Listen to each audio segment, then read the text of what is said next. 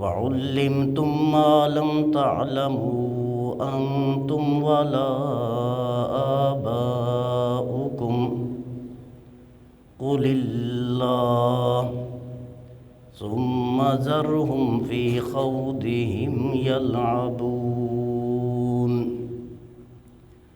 صدق الله مولانا العظيم وبلغنا رسوله النبي الكريم الأمين الرؤوف الرحيم ونحن على ذلك لمن الشاهدين والشاكرين والحمد لله رب العالمين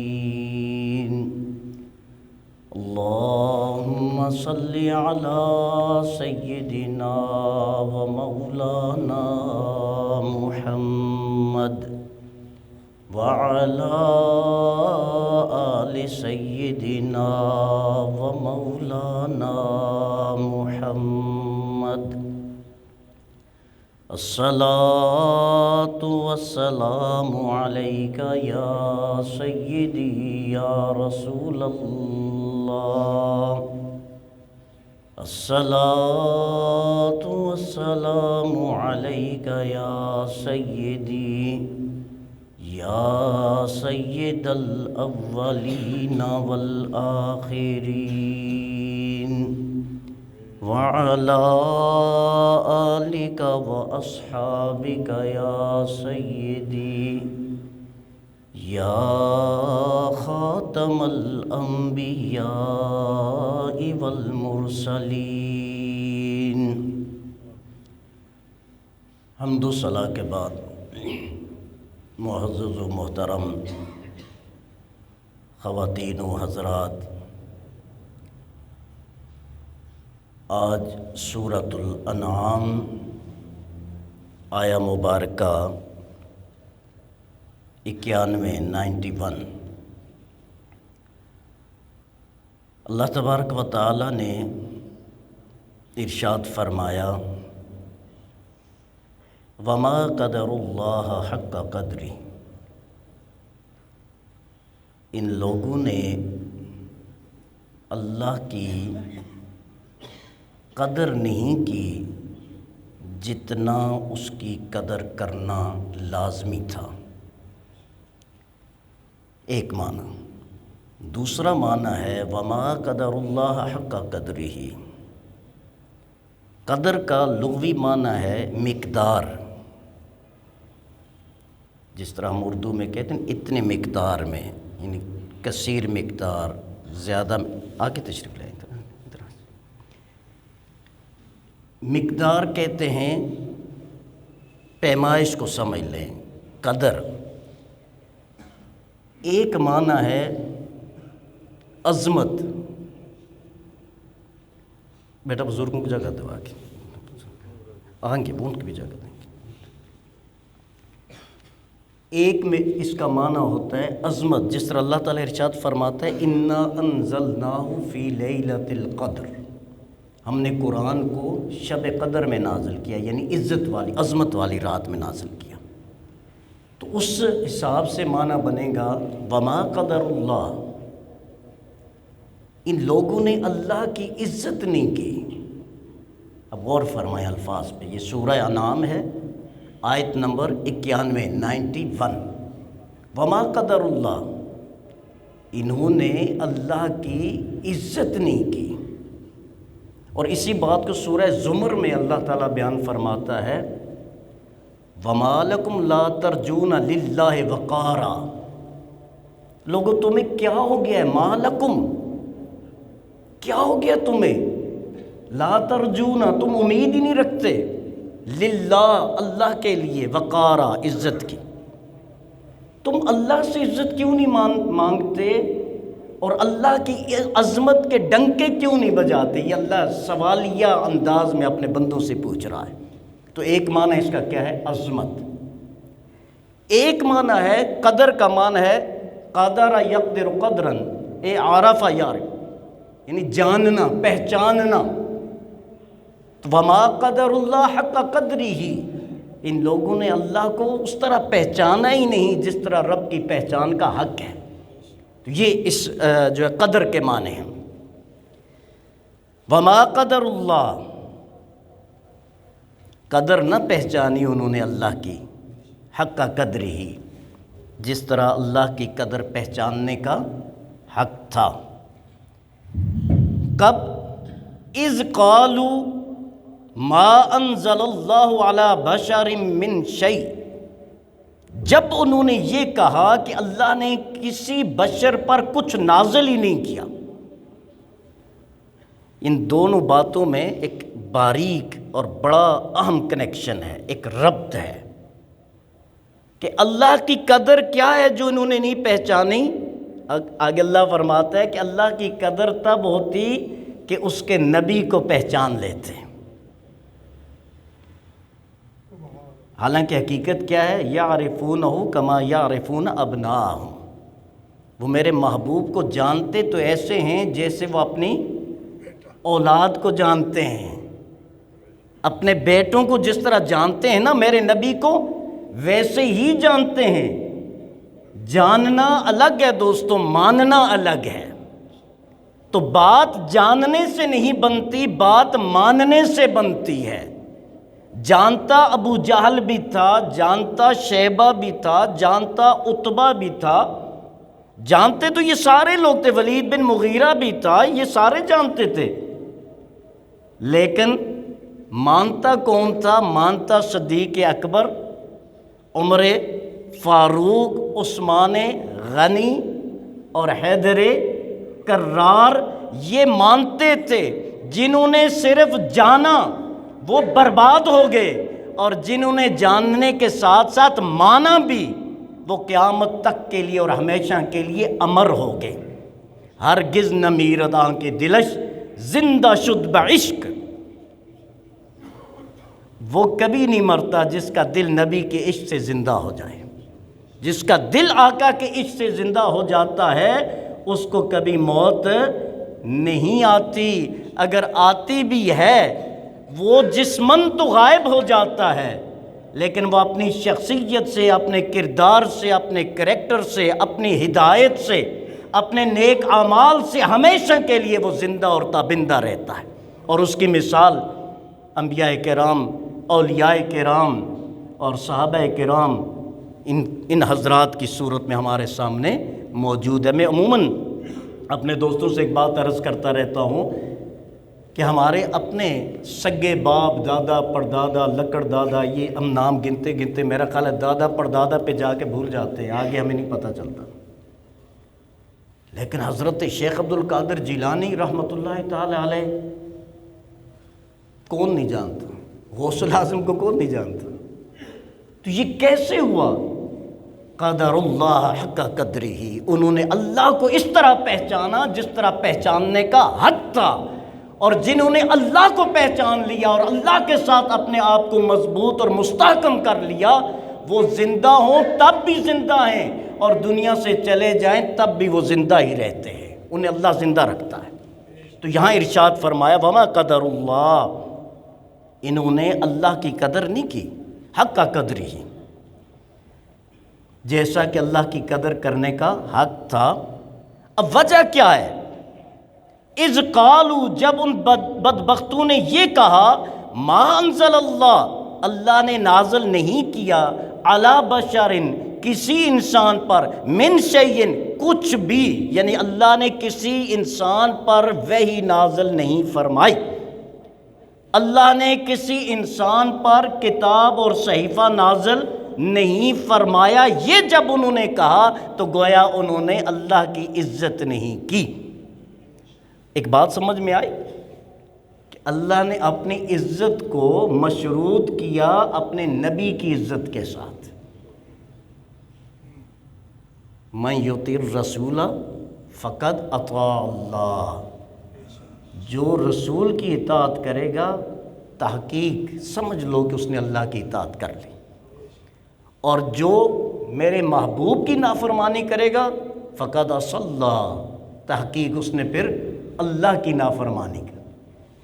جو میرے محبوب کی عزت کرے گا فقد قدر اللہ، گویا اس نے اللہ کی قدر کی، اللہ کی عزت کی، اور جس نے میرے حبیب کی عزت نہیں کی اس نے میری عزت نہیں کی۔ یہ اللہ فرما رہا ہے، سورہ انعام ہے، اور آیت نمبر کون سی ہے؟ 91۔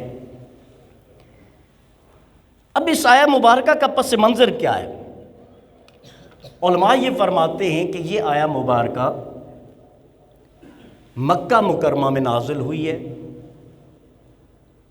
اور ایک ہی مرتبہ یہ پوری سورہ مبارکہ نازل ہوئی ہے۔ سورہ انعام کے بارے میں روایات میں آتا ہے۔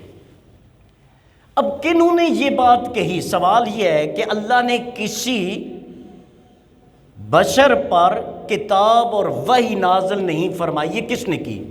کیونکہ یہودی تو کہہ نہیں سکتے، کیونکہ یہودی آلریڈی حضرت موسیٰ علیہ السلام کو مانتے نبی۔ عیسائی بھی نہیں کہہ سکتے، کیونکہ عیسائی حضرت عیسیٰ علیہ السلام کو اور انجیل کو مانتے ہیں۔ اور اگر ہندوؤں کی بات کی جائے تو وہ بھی بات نہیں ہو سکتی، کیونکہ آیت میں آگے اللہ تعالیٰ ارشاد فرما رہا ہے کہ کل من انزل الکتاب الذی جاء بہ موسیٰ نورا وہدی للناس، کہ اگر یہ اللہ نے نازل نہیں کی تو بتاؤ کہ جو حضرت موسیٰ علیہ السلام پر اللہ نے توریت کو نازل فرمایا، جو سراپہ نور بھی اور سراپہ ہدایت بھی تھی، تو وہ کس نے نازل کی؟ اور موسیٰ علیہ السلام کون تھے؟ تو مفسرین یہ جواب ارشاد فرماتے ہیں کہ اصل بات یہ ہے کہ یہودیوں کا ایک عالم آیا، اور وہ عالم جو تھا، سر آگے تشریف لائیں، ماشاء اللہ ہم ویلکم کرتے ہیں ہمارے بڑے پیارے بھائی اور دوست لارڈ نذیر صاحب، وہ آج پھر ہمیں شرف بخش رہے ہیں، پلیز آگے تشریف لائیں۔ آپ حضرات جانتے بھی ہیں ان کی کاوشیں، ان کی خدمات، خصوصاً مسئلہ کشمیر، اور ہمارے جو ہے ہمارا ایک فیس ہے ہمارے کشمیر کا اور پاکستان کا، اللہ تعالیٰ انہیں سلامت رکھے۔ تو میں یہ عرض کر رہا تھا، اور یہ بات آپ دھیان سے سنیے گا، ایک یہودی پادری جو ہے وہ آقا کریم صلی اللہ علیہ وسلم کی بارگاہ میں حاضر ہوا۔ مختلف روایات ہیں، ان میں سے ایک میں آپ کی خدمت میں عرض کر رہا ہوں۔ اچھا، وہ جسمانی طور پر بہت ہی موٹا تھا، اور یہاں ایک حدیث شریف سنا دوں، نبی اکرم صلی اللہ علیہ وسلم نے ارشاد فرمایا ان اللہ یبغض العالم السمین، فربا اور موٹا عالم جو ہوتا ہے اللہ اس سے بغض رکھتا ہے، اس کو اللہ پسند نہیں فرماتا۔ مطلب اگر کسی کو بادی ہے جو ہے، اگر اس طرح کا سلسلہ ہو جائے تو یہ اس حدیث کے ضمن میں نہیں آتا، پتہ چلے کہ آپ ہر عالم کو کہتے ہیں یہ موٹا ہے تو یہ اللہ اس سے نفرت کر رہا ہے۔ جو حرام کھا کے جو ہے نا پلتا ہے، مثلا کسی کا اگر مدرسہ ہے تو طلباء کے پیسے کھا کے جو ہے ڈکار مار گیا، یہ وہ عالم ہے جس سے اللہ بغض رکھتا ہے۔ اگر کسی کی چیریٹی ہے، لوگ ڈونیشن دیتے ہیں، زکوٰۃ صدقات فطرانے دیتے، کھا گیا، یہ وہ عالم ہے جس سے اللہ بغض رکھتا ہے۔ اور جس سے اللہ بغض رکھتا ہے، مجھے بتائیں کہ کیا وہ کامیاب شخص ہو سکتا ہے؟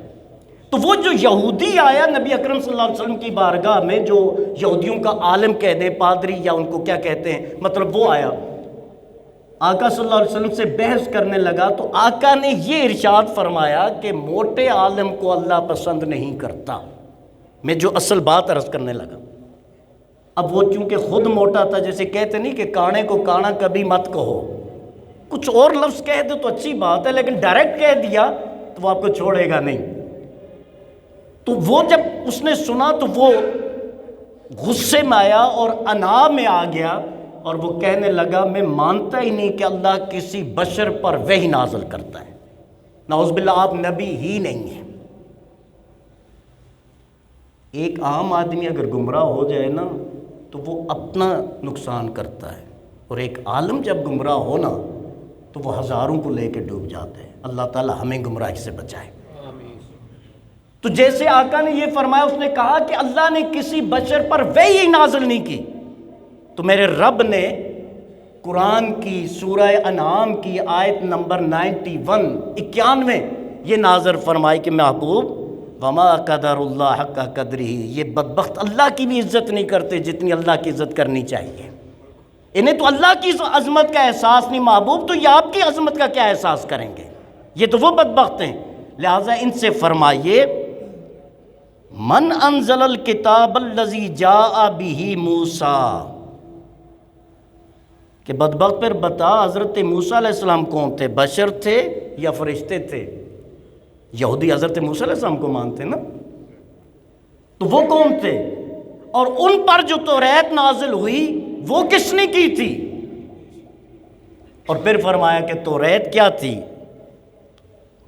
نورم و ہدی للناس، توریت نور بھی تھی اور لوگوں کے لیے سراپا ہدایت بھی تھی۔ نور کسے کہتے ہیں؟ نور کہتے ہیں الذی یظہر و یظہر، الذی یظہر و یظہر، نور وہ جو خود ظاہر ہو اور دوسروں کو ظاہر کرے، اسے نور کہتے ہیں۔ جس طرح ہم دن کے اجالے کو کیا کہتے ہیں؟ نور کہتے ہیں نا، روشنی کو۔ تو روشنی خود بھی ظاہر ہوتی ہے اور جو روشنی میں آتا ہے وہ بھی ظاہر، ویزیبل بن جاتا ہے، ظاہر ہو جاتا ہے۔ تو فرمایا توریت نور تھی، سراپائے ہدایت تھی، بدبختو تم نے کیا کیا؟ تجعلونہ قراطیسا، تم نے ورقوں میں کر دیا توریت کو، تبدونہا وتخفون کثیرا، پھر یہ کیا کہ کچھ کو تم ظاہر کرتے تھے اور کچھ کو چھپا دیتے تھے۔ یعنی کہ توریت کے بھی تم نے کیا کیے؟ دو حصے کر دیے، کچھ لوگوں کے لیے، کچھ اپنے لیے، کچھ بتانا، کچھ چھپا لینا۔ تؤمنون ببعض وتکفرون ببعض، تم نے یہ کیا کہ آدھے پہ ایمان لے آیا اور آدھے کو تم نے کیا کیا؟ چھوڑ دیا۔ اب کیا انہوں نے کیا تھا کہ جو ان کی پسند کی آیتیں جن میں ان کا فائدہ تھا توریت کا، وہ لوگوں تک پہنچا دیتے تھے، اور جن میں انہیں نقصان کا خدشہ ہوتا تھا تو اس کی تفسیر غلط کرتے تھے۔ چھپانے سے مراد اللہ کے کلام اور آیت کو کوئی چھپا نہیں سکتا، یا مطلب یہ ہے کہ وہ بتاتے تھے لیکن ترجمہ غلط کرتے تھے، مفہوم غلط بتاتے تھے، معنی غلط بتاتے تھے، گائیڈ غلط کرتے تھے۔ جس طرح اگر ہم اپنی سوسائٹی اور معاشرے کو دیکھیں نا، میرے خیال ہے غالباً علامہ اقبال نے کہا تھا، خود بدلتے نہیں قرآن کو بدل دیتے ہیں۔ تو یہ صادق آتی ہے یہ چیزیں ہمارے اوپر بھی، کہ ہم بھی اگر کہیں پھنس جائیں تو کوشش کرتے ہیں۔ جس طرح میں ایک ویسے آپ سے مزاح کے طور پر عرض کرتا ہوں، ہمارے عوام الناس، ہمارے عام دوست جو ہوتے ہیں، اگر کوئی طلاق کا مسئلہ آ جاتا ہے تو ویسے وہ پوری زندگی حنفی ہوتے ہیں۔ جی ہم امام اعظم ابو حنیفہ کو مانتے ہیں، طلاق کا مسئلہ آیا تو کیا کہتے ہیں؟ کوئی بھی مولوی صاحب مل جائیں جو کہہ دیں کہ نہیں ہوئی۔ واٹ از دس؟ میں یہ نہیں کہتا کہ اہل حدیث غلط ہے، نو، میں ہر وہ بندہ جو لا الہ الا اللہ محمد الرسول اللہ پڑھتا ہے وہ مسلمان ہے، جو اس کو کافر کہے گا میرے آقا نے فرمایا پھر کفر اسی کی طرف لوٹ کے آ جائے گا۔ میں آپ کو مثال کے طور پہ یہ بات عرض کروں کہ یہ صورتحال ہماری بن جاتی ہے۔ دو رنگی چھوڑ یک رنگ ہو جا، سرے سے موم ہو جا یا ایک پہ رہو۔ اساں یار کس طرح کہتے ہیں، وٹانا نہیں، اس طرح ایک پنجابی کا جو ہے نا، جس سے دوستی ہو نا پھر دوستی ہونی چاہیے، منافقت نہیں ہونی چاہیے۔ تو ارشاد فرمایا، وقت بھی ہو چکا ہے، میں آیت کو مکمل کر رہا ہوں۔ تو وہ یہ کرتے تھے، کچھ ظاہر کرتے تھے، کچھ چھپا دیتے، یعنی بدل دیتے تھے۔ اللہ فرماتا ہے وَعُلِّمْتُمْ مَا لَمْ تَعْلَمُوا أَنْتُمْ وَلَا آبَاؤُكُمْ، اور تمہیں وہ کچھ سکھا دیا جو نہ تم جانتے تھے نہ تمہارے آباء و اجداد جانتے تھے۔ قرآن نے آ کے وہ کچھ سکھا دیا، نہ تم جانتے تھے، تورات پڑھنے والوں کو بھی توریت کا اتنا علم نہیں تھا جتنا توریت کے بارے میں قرآن نے بتایا۔ انجیل پڑھنے والوں کو بھی اتنا انجیل کا علم نہیں تھا جتنا قرآن نے ان کو بتایا. نہ انہیں پتہ تھا، نہ آباء و اجداد کو پتہ تھا. قرآن نے جو ہے سب کو جو حقیقت تھی وہ بتا دیا. میں ایک دفعہ قرآن کی آیت پڑھ رہا تھا، مجھے وہ سورت یاد نہیں ہے لیکن آیت یاد ہے. اللہ تعالیٰ نے ارشاد فرمایا الم یر الذین کفروا ان السماوات والارض کانتا رتقا ففتقناہما. حیران رہ گیا میں جب اس کا ترجمہ پڑھا. ہم قرآن کو ترجمے سے پڑھتے نہیں جس کی وجہ سے خراب ہو جاتے ہیں. اللہ فرماتا ہے الم یر الذین کفروا، یہ کافر دیکھتے نہیں، ان السماوات والارض، یہ آسمان اور یہ زمین، کانتا رتقا، یہ ایک دھوئیں کا غبار تھے. سر یہ ایک دھوئیں کا، وہ بگ بینگ تھیوری، یہ دھوئیں کا ایک غبار تھے. ففتقناہما، فتق کا مطلب ہے بلاسٹ کرنا. ففتقناہما، ہم نے ان دونوں کو بلاسٹ کر دیا اور کیا بن گئے؟ زمین اور آسمان بن گئے. اب ریسرچ کرنے والے میرا خیال ہے ملینز آف ڈالر یا بلینز آف ڈالر خرچ کر کے اس نتیجے تک پہنچے ہوں گے کہ یہ زمین اور آسمان حقیقت میں تھا کیا اور ہوا کیا. اور قرآن نے 1400-1500 سال پہلے ہمیں بتا دیا کہ یہ ایک دھوئیں کا غبار تھا، ہم نے اسے بلاسٹ کر کے زمین اور آسمان بنا دیا. اب مجھے بتائیں کہ ایزی ریسرچ کرنا مسلمان کے لیے، مطلب یہ ریسرچ کرنا ایزی مسلمان کے لیے ہے یا کافر کے لیے؟ تو آپ بھی کہیں گے کہ مسلمان کے لیے، لیکن اگر وہ سائنس کو قرآن کے تابع کر کے ریسرچ کرے. رول ماڈل ہمارے پاس قرآن ہو، منزل قرآن کی گائیڈنس ہو ہمارے سامنے، اور اس کی ڈائریکشن میں ہم اپنی ریسرچ کریں تو کبھی بھی ہمارا ایک پیسہ بھی ضائع اور ایک محنت بھی ضائع نہیں ہو سکتی، کیونکہ حقیقت وہی ہے جو اللہ نے بیان فرما دی ہے. آپ خربوں ڈالر خرچ کر کے ریسرچ کریں تو وہاں ہی پہنچیں گے. اگر ڈائریکٹ قرآن کی ڈائریکشن میں چلتے ہوئے سائنس کو جو ہے وہ اس کو ریسرچ کریں تو آپ کم خرچ میں پہنچ جائیں گے. لیکن ہمارے اندر ڈویژن اتنی ہے کہ جس کو سائنس آتی ہے اسے قرآن نہیں آتا، جس کو قرآن آتا ہے اسے سائنس نہیں آتی، جس نے قرآن کو سمجھا اس کو سائنس کا کوئی جو ہے وہ الف بے کا پتہ نہیں، اور جو سائنس پڑھتے ہیں انہیں قرآن جب صحیح پڑھنا نہیں آتا، ترجمہ تو بہت دور کی بات ہے. تو المختصر میں ہمیشہ عرض کرتا ہوں، آج پھر آپ سے عرض کر دوں کہ قرآن سے شغف رکھیں، چھوڑ دیں ساری چیزیں. جو قرآن بتائے گا نا وہ اتھینٹک ہے، جو میرے آقا کی حدیث بتائے گی نا وہ اتھینٹک ہے. باقی جتنی بھی چیزیں اگر اس معیار پہ پوری ہیں تو صحیح ہیں، اور اس معیار پہ نہیں آتی تو سوری ہم ان کو ایکسیپٹ نہیں کرتے. آخر میں ارشاد فرمائے گی اگر نہیں مانتے تو نہ مانے، ٹھیک ہے جانے دو. آگے ارشاد فرمائے قل اللہ، محبوب آپ کہہ دیجئے کہ میرا تو اللہ ہے. اللہ اکبر. قرآن کے انداز پہ غور کریں، یعنی ساری بحث ختم ہوگی. اور اس سے پیچھے پچھلی آیات ہم تو الحمدللہ ترتیب سے چل رہے ہیں اپنا درس لے کے، پچھلی آیات میں آپ پڑھ چکے ساری چیزیں.